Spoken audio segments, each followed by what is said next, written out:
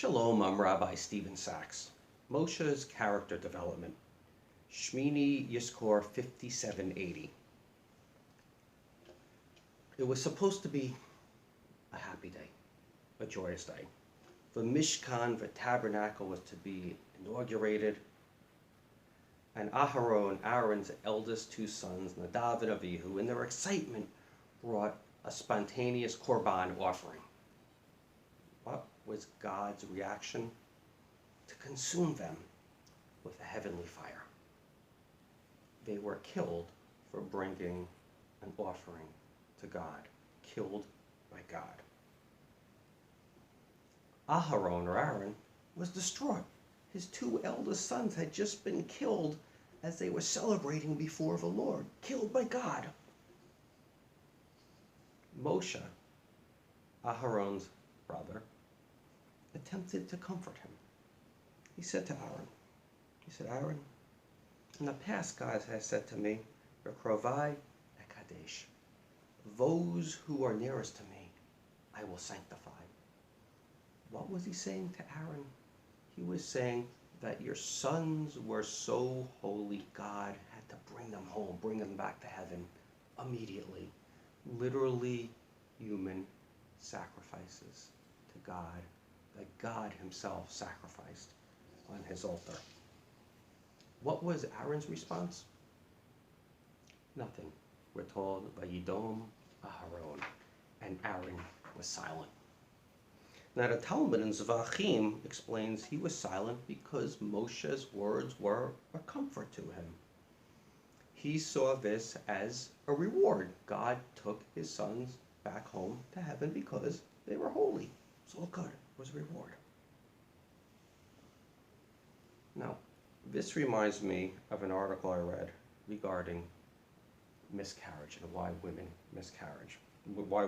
miscarry.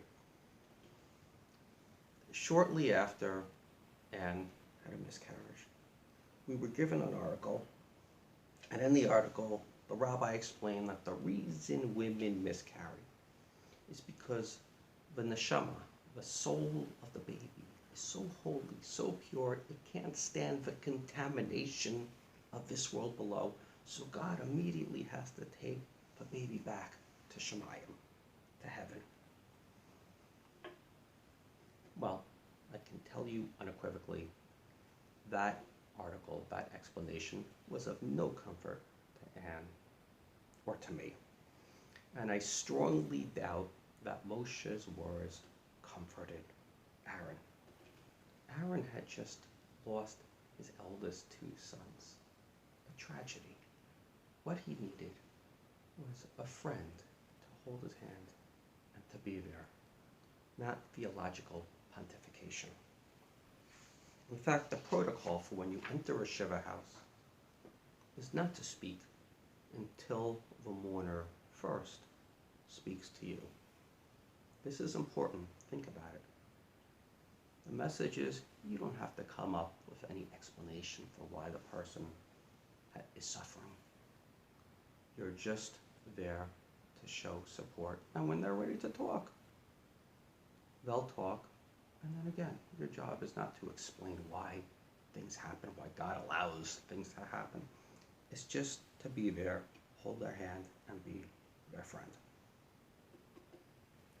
So we see here that Moshe, even Moshe, the greatest prophet of all time, made a mistake. But what makes Moshe so great?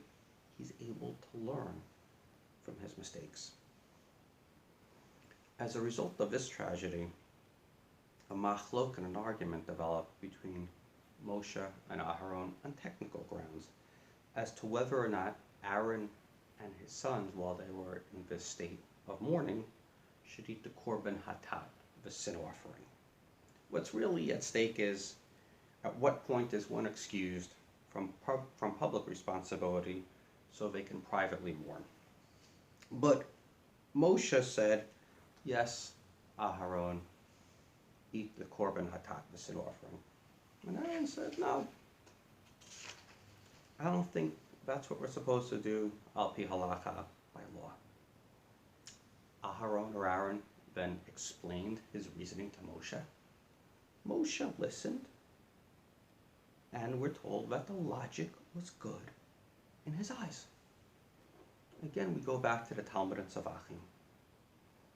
And it says, note this here, this is important. Moshe was not embarrassed to say, you're right. Nor was he embarrassed, according to the Talmud, to say, I had learned this in the past, and it turns out I had forgotten it. Thank you, my brother, for reminding me of what the proper procedure is in this circumstance. So we see the second time around, Moshe got it right. His reaction was much different. He didn't need to come up with some pithy explanation or reasoning for what's happening. He didn't need to come across as the leader who was in charge, who was going to explain what's going on. He was simply willing to say, you're right. I forgot. I had learned this. Turns out, you're right. So as we reach out to people who are isolated, as we go through this continuing crisis here, let's learn what Moshe learned. You don't need to have the right words. You don't need to come up with the right explanation. All you need to do is to listen and let people know that you're there for